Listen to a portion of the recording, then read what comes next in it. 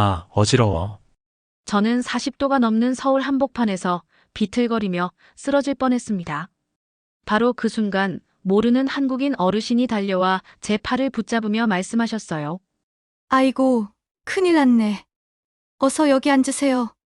편의점 직원은 돈도 받지 않고 차가운 음료를 건넸고 지나가던 시민들은 자신의 일처럼 걱정해 주었습니다. 그때 저는 깨달았어요. 내가 조롱하려던 이 나라가 얼마나 특별한 곳인지를 말이죠. 하지만 불과 며칠 전만 해도 저는 완전히 다른 생각을 하고 있었습니다. 저는 클로이 뒤퐁입니다. 프랑스 국립환경연구소의 수석 연구원이죠. 환경공학 분야에서만 15년을 일해왔고 파리 소르본 대학에서 박사학위를 받았습니다. 솔직히 말하면 서구 문명의 우월함을 굳게 믿고 있었어요. 2024년 7월 파리는 말 그대로 지옥이었습니다. 온도계는 40도를 넘나들었고 우리가 그토록 자랑하던 고풍스러운 건물들은 거대한 찜통으로 변해버렸죠. 에어컨이라고는 찾아볼 수 없는 연구소에서 저는 땀에 흠뻑 젖은 채로 일해야 했습니다. 거리로 나가면 상황은 더 끔찍했어요. 악취와 열기가 뒤섞여 숨쉬기조차 힘들었거든요. 시민들은 무기력하게 녹아내렸고 지하철은 사우나보다 더 뜨거웠습니다. 바로 그때였어요. 인터넷에서 한 기사를 읽고 저는 코웃음을 쳤습니다. 폭염에 뜨거운 음식을 먹는 미개한 아시아 국가라는 내용이었죠. 삼계탕이라는 뜨거운 닭 요리를 40도가 넘는 날씨에 먹는다는 얘기였습니다.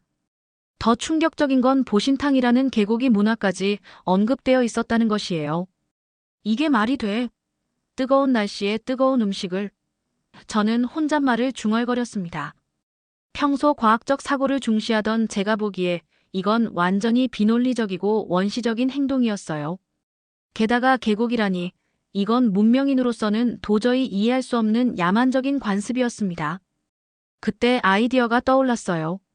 한국의 비효율적이고 미신적인 여름나기 방식을 폭로하는 다큐멘터리를 만들어보자는 생각이었죠. 서구의 과학적이고 합리적인 냉방 시스템과 비교해서 그들의 후진성을 적나라하게 보여주고 싶었습니다. 제 조수인 타나카 켄지도 이 계획에 적극 찬성했어요. 일본 도쿄대학 출신인 그는 겉으로는 저를 따르지만 속으로는 한국을 미국의 속국 정도로 여기고 있었거든요. 클로이 박사님, 한국은 한때 일본에 종속되었던 열등한 나라입니다. 그들의 비과학적인 관습을 전 세계에 알리는 건 의미 있는 일이죠. 켄지의 말에는 강한 혐오와 편견이 숨어 있었어요. 저는 자신만만하게 비행기표를 예약했습니다. 머릿속에는 이미 다큐멘터리의 제목까지 떠올랐어요. 폭염 속의 미신, 한국의 비과학적 여름나기 정도면 적당할 것 같았죠. 촬영 장비를 챙기면서 저는 확신에 차 있었습니다. 이번 다큐멘터리로 서구 문명의 우월함을 다시 한번 증명해 보이겠다고 말이에요. 파리를 떠나는 날 아침, 기온은 또다시 41도까지 치솟았습니다. 공항으로 가는 택시 안에서도 에어컨이 제대로 작동하지 않아 저와 켄지는 땀범벅이 되었어요. 한국도 이런 더위에 시달리고 있을 텐데 과연 그들은 어떻게 견디고 있을까요? 켄지가 물었습니다. 저는 자신 있게 대답했죠. 아마 우리보다 훨씬 더 힘들어하고 있을 거야. 그래서 뜨거운 음식이라도 먹어서 정신을 차리려고 하는 걸 테니까. 인천국제공항에 내리는 순간 저는 멈춰 섰습니다.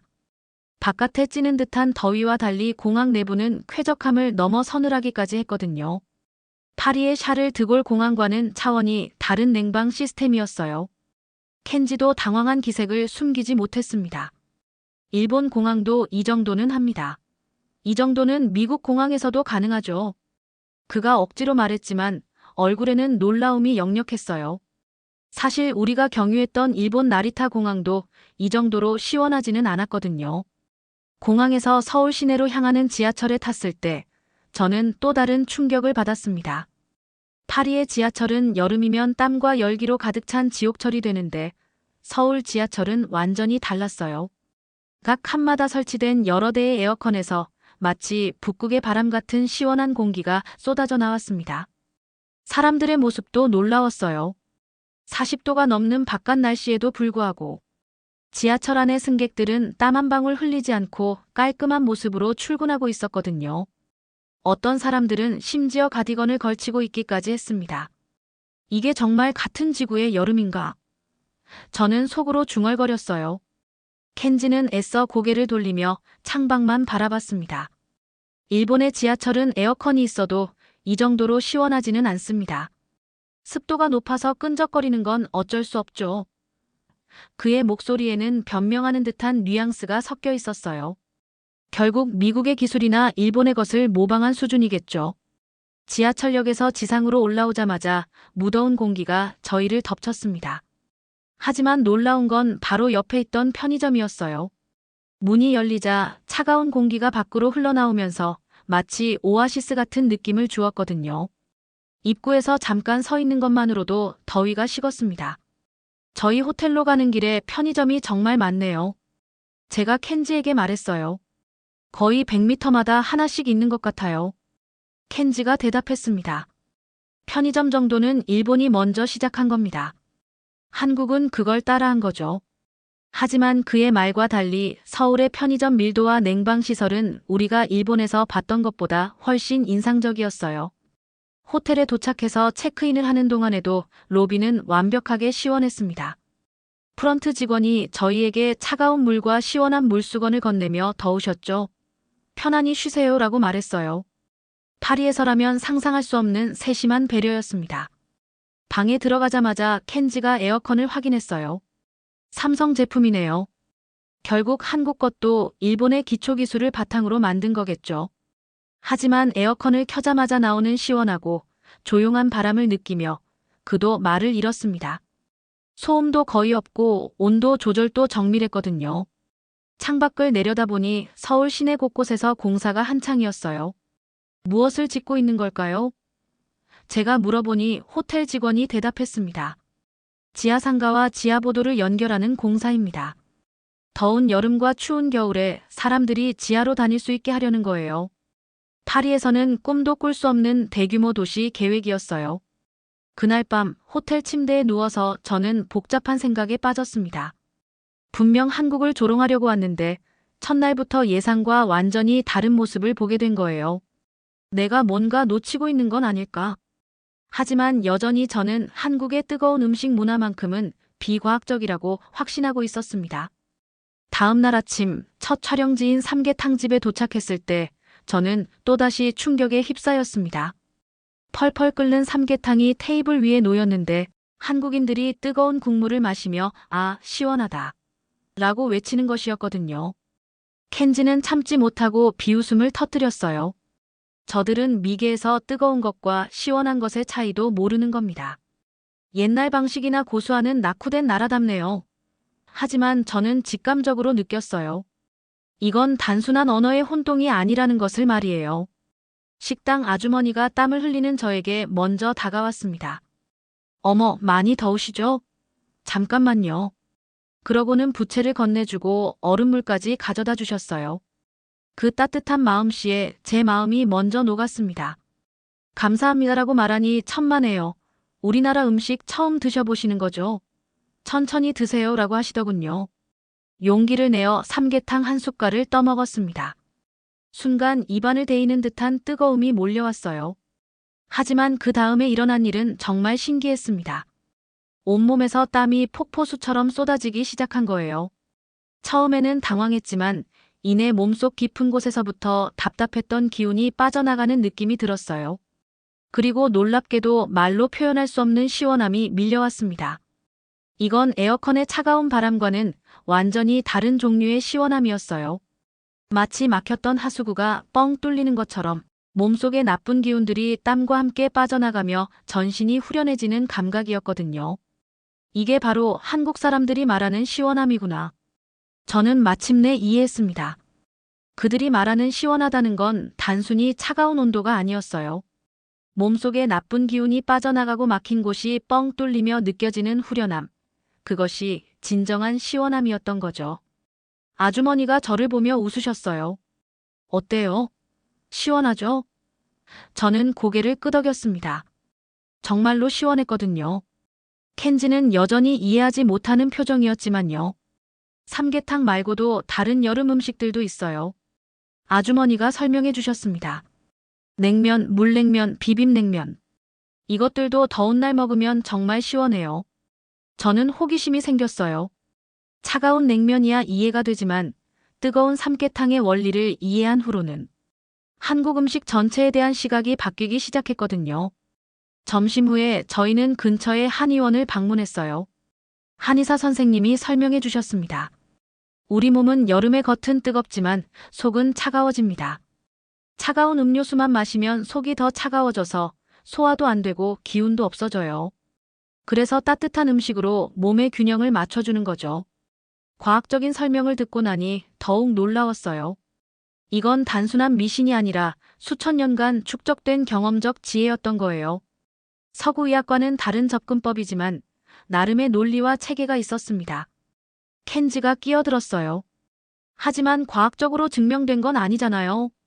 일본에도 전통의학이 있지만 현대에는 서양의학을 더 신뢰합니다. 한의사 선생님이 차분히 대답하셨어요. 요즘은 한국의 전통의학도 현대과학과 접목해서 연구하고 있어요. 실제로 많은 효과들이 입증되고 있고요. 식당을 나서면서 저는 생각에 잠겼어요.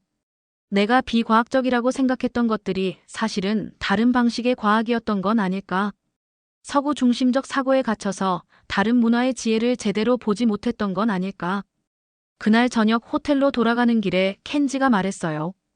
클로이 박사님, 아직도 그들의 방식이 우리보다 낫다고 생각하세요?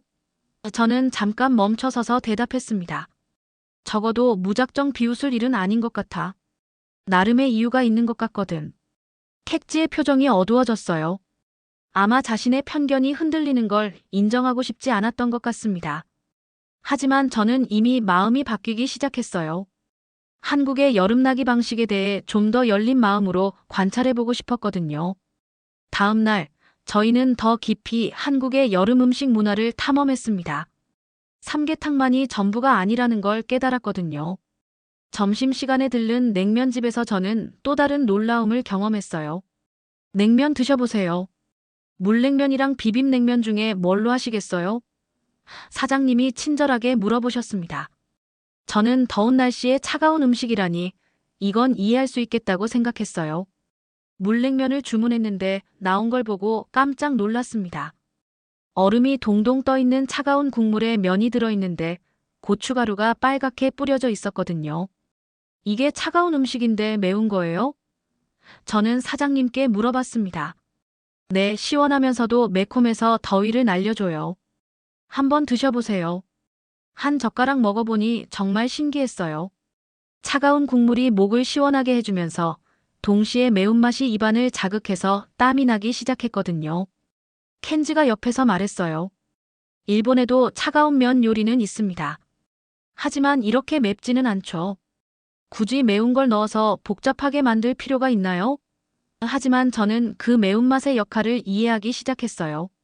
단순히 차갑기만 한 게 아니라 매운맛으로 혈액순환을 촉진시켜서 체온 조절을 돕는 거였어요. 오후에는 시장을 돌아다녔습니다. 40도가 넘는 무더위인데도 시장 상인들은 활기차게 일하고 계셨어요. 한 아주머니가 저희에게 다가왔습니다. 어머, 외국분들이네요. 많이 더우시죠? 이거 드셔보세요. 그러며 시원한 수박 한 조각을 건네주셨어요. 감사합니다. 얼마예요? 제가 물어보니 아니에요. 그냥 드세요. 더운데 고생 많으세요 라고 하시더군요. 켄지도 놀란 표정이었어요. 돈도 받지 않고 주는 거예요? 다른 가게에서는 닭발을 파는데 이것도 매운 음식이었어요. 이것도 여름에 먹는 음식인가요? 저는 호기심에 물어봤습니다. 네, 맥주랑 같이 먹으면 정말 시원해요. 매운 게 땀을 내서 더위를 식혀주거든요. 가게 아주머니의 설명이었어요. 용기를 내서 닭발 한 조각을 맛봤는데 처음에는 너무 매워서 눈물이 날 뻔했어요. 하지만 곧 온몸에서 땀이 쏟아지면서 이상하게 시원해지는 걸 느꼈습니다. 이게 바로 이열치열이군요. 저는 중얼거렸어요. 아주머니가 제가 매워하는 걸 보시고는 차가운 우유를 가져다 주셨어요. 처음 드시는 분들은 이렇게 우유로 매운맛을 달래시면 돼요. 천천히 익숙해지시면 되거든요. 그 세심한 배려에 제 마음이 따뜻해졌습니다. 켄지는 여전히 비판적이었어요. 일본에도 매운 음식은 있습니다.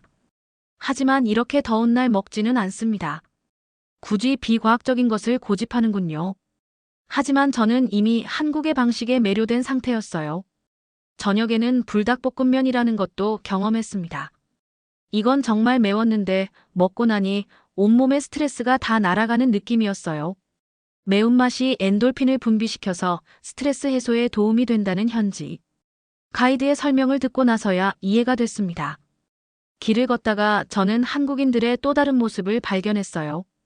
더운 날씨에도 불구하고 길에서 쓰러진 할머니를 부축해서 그늘로 모시는 젊은 사람들, 외국인인 저희가 길을 헤맬 때 먼저 다가와서 도움을 주는 시민들을 보면서 감동받았거든요. 한 대학생이 저희에게 다가와서 영어로 혹시 도움이 필요하세요? 라고 물어봤어요. 저희가 어떤 식당을 찾고 있다고 하니 직접 그곳까지 안내해 주었습니다. 한국 음식이 처음이시면 매울 수 있어요. 이 근처에 외국인들도 쉽게 드실 수 있는 곳이 있어요 라고 추천까지 해주더군요. 켄지가 그 학생에게 물어봤어요. 일본 음식도 좋아하세요? 학생이 대답했습니다. 네, 일본 음식도 맛있어요. 하지만 저는 우리 음식이 더 좋아요. 몸에도 좋고 정도 많거든요. 켄지의 표정이 어두워졌지만 학생은 계속 친절하게 설명해 주었어요. 그날 밤 호텔에서 저는 일기를 썼습니다. 한국 사람들의 음식 문화는 단순히 입맛의 문제가 아니다. 그들은 음식을 통해 몸의 균형을 맞추고 스트레스를 해소하며 무엇보다 서로를 배려하는 마음을 표현한다. 이건 과학을 넘어선 지혜다. 켄지가 제 일기를 힐끗 보더니 말했어요. 아직도 그들의 방식이 우리보다 낫다고 생각하세요? 저는 펜을 놓고 창밖을 바라봤습니다. 적어도 무시할 만한 건 아니야. 우리가 놓치고 있는 뭔가가 있는 것 같아. 사흘째 되던 날, 저는 한국의 도시 자체가 거대한 냉방 시스템이라는 것을 깨달았습니다. 24시간 내내 시원한 편의점들이 단순한 상점이 아니라 시민들의 무더위 쉼터 역할을 하고 있었거든요. 아침 일찍 거리를 걸어보니 정말 놀라웠어요. 100m마다 편의점이 있고 모든 편의점이 24시간 운영되면서 에어컨을 틀어놓고 있었습니다. 심지어 문을 활짝 열어놔서 지나가는 사람들도 시원함을 느낄 수 있게 해놨어요. 한 편의점에 들어가서 점원에게 물어봤습니다. 에어컨을 하루 종일 틀어놔도 전기료가 많이 나오지 않나요? 점원이 웃으며 대답했어요. 손님들이 더위를 피해서 많이 오시거든요. 음료수도 많이 팔리고 아이스크림도 잘 팔려요. 그래서 오히려 매출이 늘어나죠. 켄지가 끼어들었어요. 일본의 편의점도 24시간 운영합니다. 하지만 이렇게 문을 열어놓지는 않아요. 전기료 낭비거든요. 점원이 설명했습니다. 저희는 단순히 물건만 파는 게 아니라 동네 사람들의 쉼터 역할도 해야 한다고 생각해요. 더운 여름에는 더욱 그렇고요. 지하철역과 지하상가가 연결된 지하도시도 놀라웠어요. 지상이 40도가 넘는데 지하로 내려가면 26도 정도로 쾌적했거든요. 사람들은 더위를 피해 지하로 다니면서 쇼핑도 하고 식사도 했어요. 이 지하상가는 언제 만들어진 건가요? 제가 가이드에게 물어봤습니다. 1970년대부터 시작해서 계속 확장해왔어요. 이제는 강남 전체가 지하로 연결되어 있어요. 여름에는 지하로만 다녀도 웬만한 곳은 다 갈 수 있죠. 오후에는 한강공원에 갔는데 이건 정말 충격이었어요. 찌는 듯한 더위에도 불구하고 수많은 사람들이 나와서 돗자리를 깔고 앉아 있었거든요. 파리에서라면 상상조차 할 수 없는 야외 활동이었죠. 저 사람들이 정말 더위를 안 타는 건가요? 저는 켄지에게 물어봤어요. 켄지도 놀란 표정이었습니다. 일본에서는 이런 더위에 야외에서 돗자리 깔고 앉아 있는 사람들을 본 적이 없어요. 가까이 가서 보니 사람들이 치킨과 맥주를 시켜 먹고 있었어요. 그런데 놀라운 건 배달이었습니다. 오토바이를 탄 배달원들이 번개처럼 빠르게 한강변까지 치킨과 맥주를 배달해주고 있었거든요. 한 가족에게 다가가서 말을 걸어봤어요. 이렇게 더운데 밖에서 치킨을 드셔도 괜찮으세요? 아버지가 웃으며 대답했습니다. 강바람이 불어서 생각보다 시원해요. 게다가 치킨이랑 맥주는 여름의 별미거든요. 정말로 한강에서 불어오는 바람은 시원했어요. 도심의 답답한 공기와는 완전히 달랐습니다. 도시 계획을 할 때 이런 바람길도 고려한 건가요? 제가 물어보니 가이드가 설명해 주었어요. 네, 한강은 서울의 허파 역할을 해요. 여름에는 시원한 바람을, 겨울에는 습도 조절을 해주죠. 켄지가 억지로 말했어요. 일본에도 강은 많습니다. 하지만 이렇게 야외에서 음식을 시켜 먹는 문화는 없어요. 미국의 영향을 받은 것 같네요. 하지만 주변의 평화롭고 활기찬 분위기는 부정할 수 없었어요. 배달원 한 분에게 말을 걸어봤어요. 이렇게 더운데 배달하기 힘들지 않으세요? 배달원이 웃으며 대답했습니다. 힘들긴 하지만 사람들이 시원한 맥주를 기다리고 있으니까 빨리 가야죠. 저는 감사의 마음으로 1만 원짜리 지폐를 건네며 수고비로 받으세요 라고 했어요. 그런데 배달원 분이 깜짝 놀라며 손을 내저었습니다. 아니에요. 그런 건 받을 수 없어요. 제가 할 일을 한 건데 왜 따로 돈을 주세요? 아무리 권해도 완강히 거절하시더군요. 프랑스에서는 당연한 팀 문화가 한국에는 없다는 걸 그때 처음 알았어요. 또 다른 문화적 충격이었습니다. 해가 질 무렵 한강의 야경이 펼쳐졌어요. 도심의 고층 빌딩들이 불을 켜면서 강물에 반사되는 모습이 정말 아름다웠습니다. 사람들은 더욱 많아졌고 곳곳에서 웃음소리가 들려왔어요. 파리에서는 이런 풍경을 볼 수 없어요. 저는 감탄했습니다.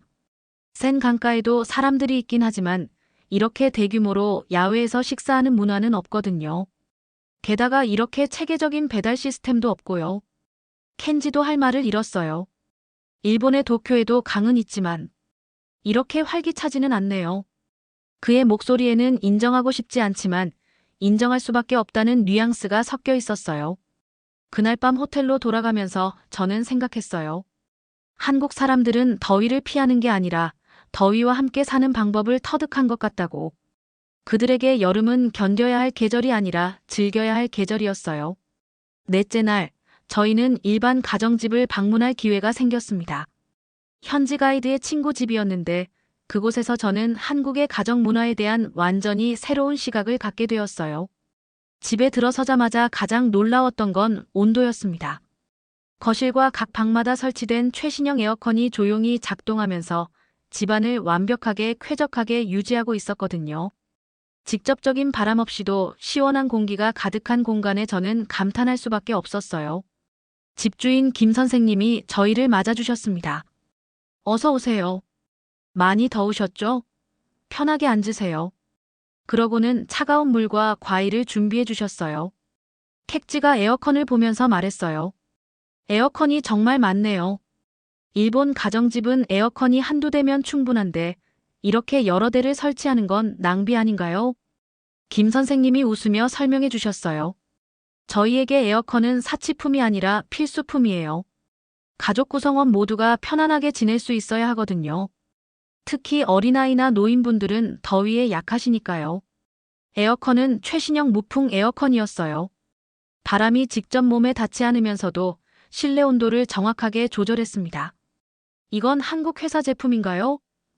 제가 물어보니 네, 삼성이나 LG에서 만든 거예요. 성능도 좋고 전기료도 많이 나오지 않아요 라고 대답하셨어요. 켄지가 끼어들었어요. 일본에도 좋은 에어컨은 많습니다. 하지만 이렇게 무풍 기술까지는 아마 일본 기술을 응용한 거겠죠. 김 선생님이 정중하게 대답했습니다. 글쎄요, 제가 알기로는 한국에서 독자 개발한 기술이라고 들었는데요. 점심을 함께 하면서 저는 한국 가정의 따뜻함을 느꼈어요. 김 선생님의 부인이 직접 만든 냉국수와 김치를 내주셨는데 외국인인 저희를 위해 덜 매운 버전으로 준비해 주셨더군요. 매운 것 못 드시면 이것도 있어요 라며 여러 반찬을 준비해 주신 배려가 정말 감동적이었어요. 식사 후에 김 선생님께서 말씀하셨어요. 혹시 우리나라 음식 문화에 대해 궁금한 게 있으시면 뭐든 물어보세요. 외국에서는 우리나라에 대한 오해가 많다고 들었거든요. 저는 용기를 내어 물어봤어요.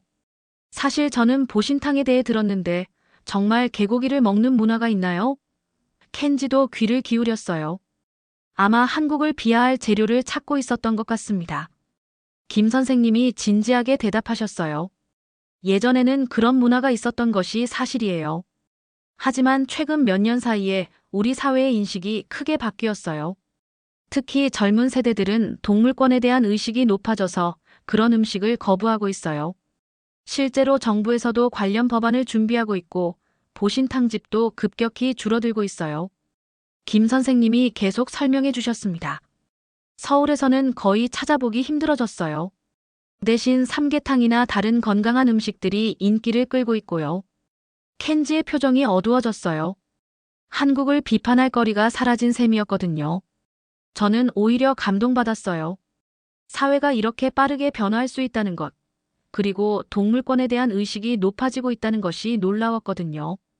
그럼 예전에 그런 문화가 있었던 이유는 뭔가요? 제가 물어보니 김 선생님이 설명해 주셨어요. 옛날에는 가난했던 시절이 있었어요. 전쟁 후에 먹을 것이 부족해서 어쩔 수 없이 그런 음식도 먹었던 거예요. 하지만 지금은 상황이 완전히 달라졌죠. 부인께서도 말씀하셨어요. 우리 아이들은 개를 반려동물로만 생각해요. 먹는다는 생각 자체를 못하죠. 시대가 바뀐 거예요. 저는 고개를 끄덕였습니다. 문화가 고정된 것이 아니라 계속 발전하고 변화한다는 것을 깨달았거든요. 오후에는 김 선생님의 아들과 딸을 만났어요. 중학생과 고등학생이었는데 영어를 정말 잘했어요. 한국의 여름은 어떻게 생각해요? 제가 물어보니 딸이 대답했습니다. 더워서 힘들긴 하지만 친구들이랑 한강에서 치킨 먹고 아이스크림 먹는 게 재밌어요. 아들도 말했어요. 일본이나 프랑스에서는 여름을 어떻게 보내세요? 켄지가 대답했습니다. 일본에서는 주로 실내에 있어요. 에어컨 틀어놓고 집에서 쉬거나. 아이가 고개를 갸우뚱했어요. 그럼 재미없지 않아요? 저는 파리의 여름을 설명했어요. 프랑스에서는 에어컨이 많지 않아서 정말 힘들어요. 지하철도 뜨겁고 집도 뜨거워서 거의 견디기 힘들 정도예요. 아이들이 놀란 표정을 지었어요. 정말요?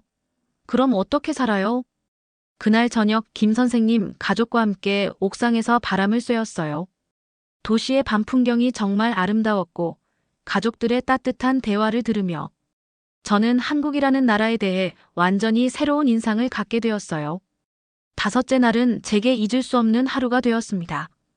찜통 같은 서울의 한복판에서 야외 촬영을 하던 중 갑자기 현기증이 밀려오면서 저는 쓰러질 뻔했거든요. 그때까지만 해도 저는 괜찮다고 생각했어요. 한국의 여름 문화에 대해 많이 배웠고 나름대로 적응했다고 여겼거든요. 하지만 40도가 넘는 뜨거운 아스팔트 위에서 2시간 넘게 촬영을 하다 보니 몸이 한계에 달했나 봅니다. 어지러워. 저는 중얼거리며 비틀거렸어요. 켄지가 놀라서 달려왔지만 저를 부축할 엄두는 내지 못했습니다. 바로 그 순간이었어요. 지나가던 한 어르신이 저를 향해 빠르게 걸어오셨거든요. 아이고, 큰일 났네. 어서 여기 앉으세요. 어르신은 주저없이 제 팔을 붙잡고 근처 그늘로 안내해 주셨어요. 그리고는 잠깐만요라고 하시면서 바로 옆 편의점으로 들어가셨습니다. 편의점 직원도 상황을 파악하고는 걱정스러운 얼굴로 차가운 이온 음료와 얼음 수건을 가져왔어요. 괜찮으세요? 병원 가실까요?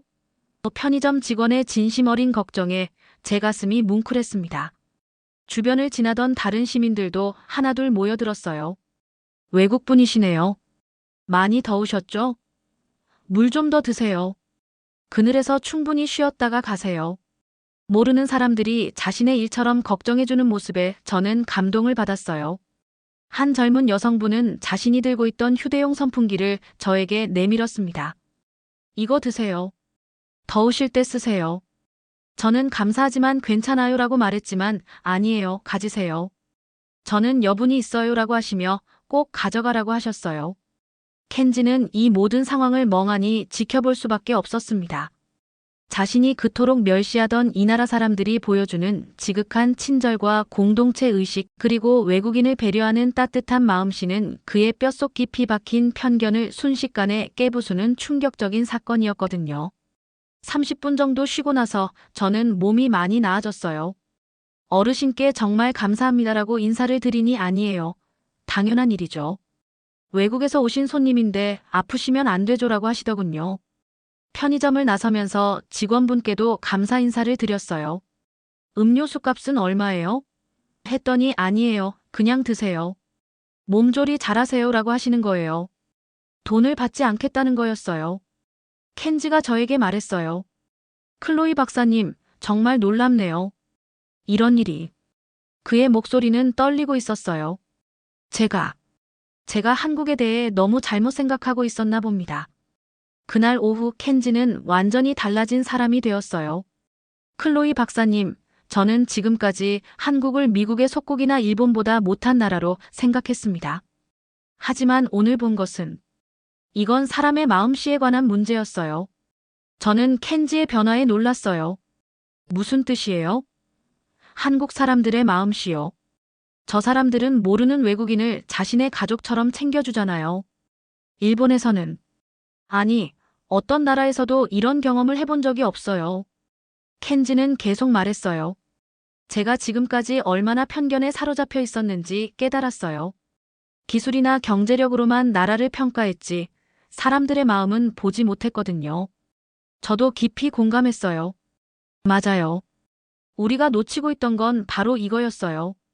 한국 사람들의 따뜻한 마음, 공동체 의식, 그리고 타인을 배려하는 정신 말이에요. 그날 저녁 저희는 다시 한강을 찾았어요. 하지만 이번에는 관찰자가 아니라 참여자로서 그곳에 있었습니다. 치킨과 맥주를 주문하고 돗자리에 앉아서 한강의 야경을 바라보면서 저는 마음 깊은 곳에서 우러나오는 감동을 느꼈어요. 켄지가 맥주를 마시면서 말했어요. 클로이 박사님, 저는 오늘 제 인생에서 가장 큰 깨달음을 얻었어요. 한국은, 이 나라는 정말 특별한 나라예요. 그의 눈에는 경외심과 함께 알 수 없는 감정이 일렁이고 있었습니다. 내가 틀렸어요. 완전히 틀렸습니다. 켄지가 계속 말했어요. 한국은 제가 알던 그런 나라가 아니었어요. 이 사람들의 마음씨, 이런 따뜻함을 어떻게 설명할 수 있을까요? 저도 고개를 끄덕였어요. 저도 마찬가지예요. 우리가 얼마나 오만했는지, 얼마나 편견에 사로잡혀 있었는지 깨달았어요. 진정한 문명은 기술이나 건물이 아니라 사람의 마음에 있는 거였어요. 여행의 마지막 밤, 저희는 여의도 한강공원에서 가장 아름다운 순간을 맞이했습니다. 해가 질 무렵 도착한 한강변은 마치 지상에 내려앉은 은하수 같았어요. 강변에는 이미 수많은 시민들이 돗자리를 깔고 앉아 여유롭게 시간을 보내고 있었습니다.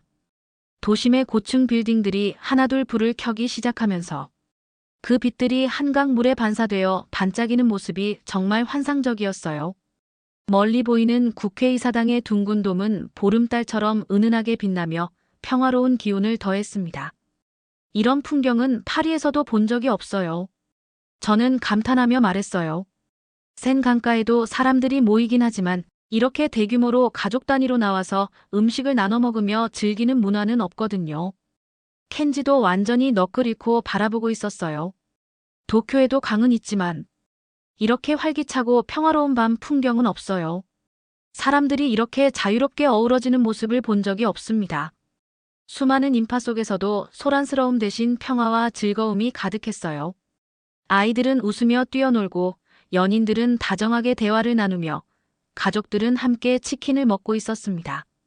세대를 불문하고 모든 사람들이 함께 어우러져 여름밤을 즐기는 모습이었어요. 저희도 치킨과 맥주를 주문했어요. 배달원이 오토바이를 타고 강변까지 음식을 가져다주는 모습을 보면서 저는 또 한 번 놀랐습니다.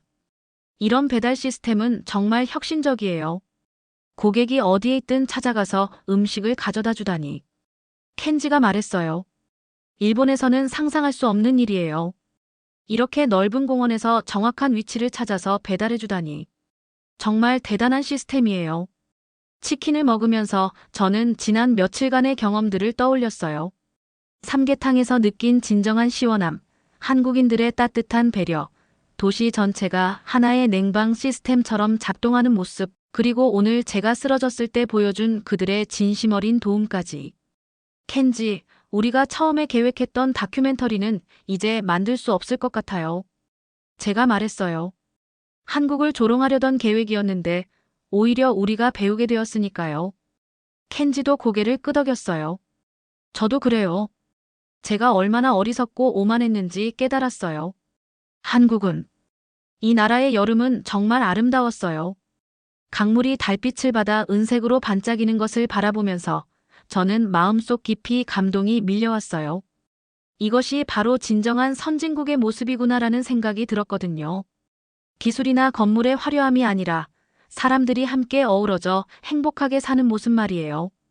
다음 날 아침, 인천공항으로 향하는 길에서 저는 결심했어요. 다큐멘터리의 제목을 완전히 바꾸기로 했습니다. 한국 여름의 오아시스라는 제목으로 한국의 여름 문화가 얼마나 과학적이고 아름다운지를 보여주는 내용으로 말이에요. 프랑스로 돌아온 후 저는 심한 고뇌에 빠졌어요. 원래 계획과는 정반대의 다큐멘터리를 만들어야 했거든요.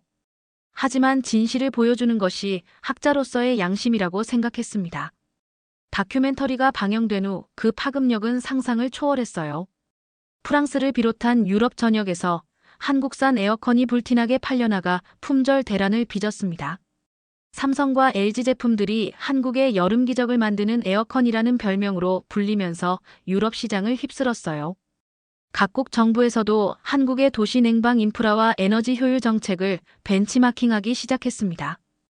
이것이 바로 21세기 선진국의 모습이다라는 찬사가 쏟아졌어요. 저는 이제 한국을 제2의 고향이라고 부릅니다. 매년 여름이 되면 서울을 찾아가서 한강에서 치킨과 맥주를 먹으며 그 아름다운 밤 풍경을 감상해요. 그때마다 저는 새로운 지혜와 감동을 얻습니다. 켄지도 완전히 변했어요. 일본으로 돌아간 후 그는 한국에서 배운 진정한 환대정신이라는 제목으로 강연을 다니고 있어요. 편견에 사로잡혀 있던 자신을 반성하고 진정한 국제적 시각을 갖게 되었다고 말하면서요. 우리의 이야기는 단순히 여행기를 넘어서 문화적 편견을 극복하고 진정한 이해와 배움의 가치를 깨닫게 해주는 성장 서사가 되었습니다. 오만했던 프랑스 연구원에서 겸손하고 열린 마음의 진정한 과학자로 거듭난 저에게 한국의 여름은 정말로 천국이었어요.